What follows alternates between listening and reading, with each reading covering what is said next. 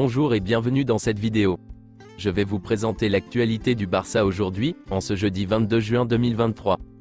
Si vous êtes nouveau sur la chaîne, ici je parle généralement de l'actualité du Barça. Donc n'hésite pas à t'abonner, et appuyer sur le bouton j'aime pour me soutenir. Merci, et commençons.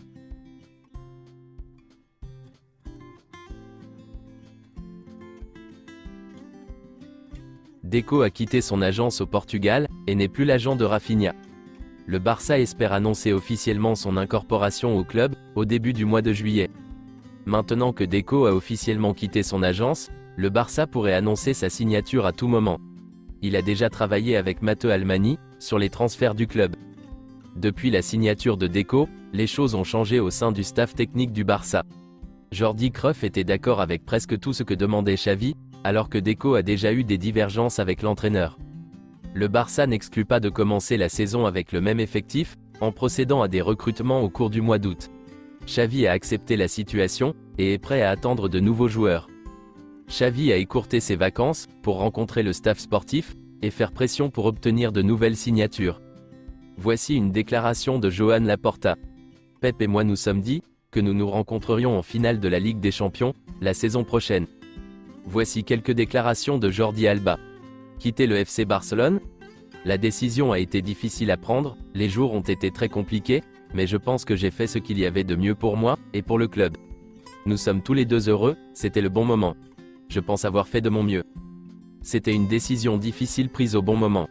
Je pars avec l'affection de tous les gens, pas seulement dans la rue ou sur les réseaux sociaux, mais aussi dans le Spotify Camp Nou. Je ne m'attendais pas au soutien, et à l'ovation des supporters. Tito Vilanova?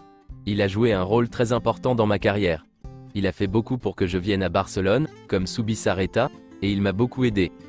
Il m'a aidé à m'intégrer et m'a donné beaucoup de liberté dans le jeu. Messi? C'est un culé, et il aime Barcelone. Son retour dépendait de la question du fair play financier, et de tout cela, mais je suis convaincu qu'il aurait aimé revenir. Le club et Léo Messi voulaient tous deux unir leurs forces. Ce que j'aime le plus chez Alejandro Balde? Son physique.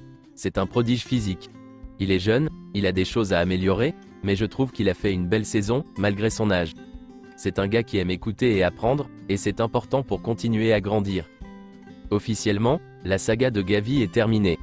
La saga Gavi est terminée, il a été enregistré par la Liga avec l'équipe première de Barcelone, un communiqué le confirme. Il portera le numéro 6. Le nouveau contrat jusqu'en juin 2026 comprend une clause libératoire d'1 milliard d'euros.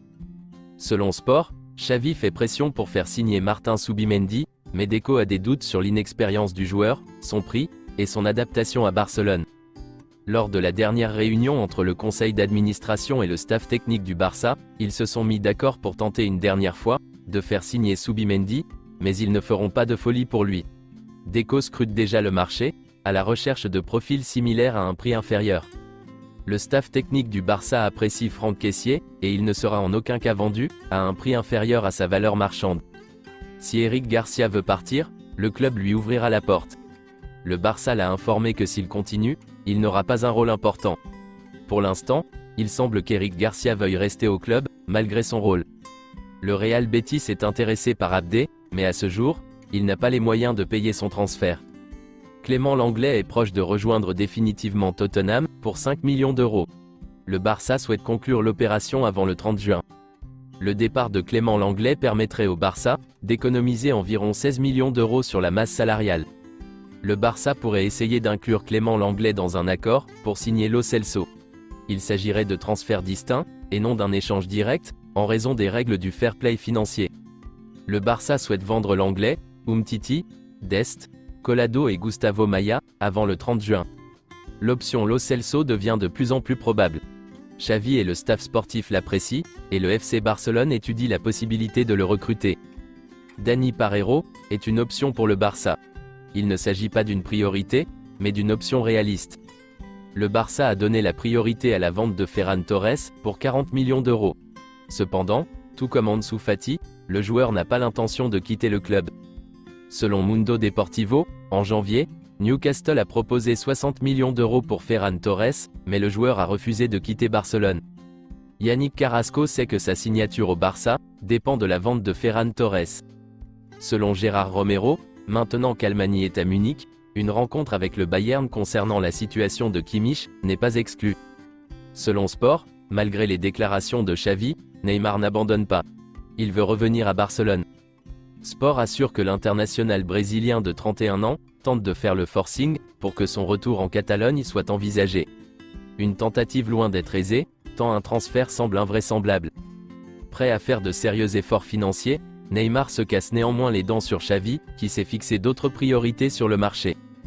Le technicien espagnol souhaite que le FC Barcelone se concentre sur d'autres postes, comme un défenseur central, latéral droit, et milieu, avant de se laisser tenter par l'appel d'une star. Selon Gérard Romero, certains membres du conseil d'administration souhaitent le retour de Neymar à Barcelone, mais d'autres non. Ilkay Gundogan à Barcelone, c'est enfin confirmé. L'accord final est arrivé du côté du club, pour l'enregistrer comme nouvelle recrue, et le club a aussi eu le feu vert du joueur. C'est fait, tout est signé. Gundogan a accepté un contrat de 2 ans, valable jusqu'en juin 2025, avec une option pour une année supplémentaire. Selon les rumeurs, il aura un salaire de 9 millions d'euros par an. Le club est convaincu de pouvoir l'enregistrer dans le vestiaire du Barça. On dit que Gundogan est un renfort pour la Ligue des Champions. Xavi et son staff sont très satisfaits de la signature de Gundogan. La 3e année du contrat de Gundogan dépend de sa participation à la 2e saison. Le pourcentage est fixé à 60% de la participation. Gundogan est le 3e milieu de terrain, ayant marqué le plus de buts sans pénalty en Première Ligue, depuis le début de la saison 2020-2021, avec 28 buts. Seuls Maddison et Foden ont plus de buts que Gundogan, avec 29 buts. La femme de Gundogan a fait pression pendant des années, pour que son mari signe au Barça. C'est elle qui a poussé le plus fort pour que cela se produise. C'est tout pour aujourd'hui, et merci d'avoir suivi la vidéo. Mettez un j'aime si la vidéo vous a plu, et n'hésitez pas à vous abonner, pour ne pas manquer les prochaines vidéos. Merci et à bientôt.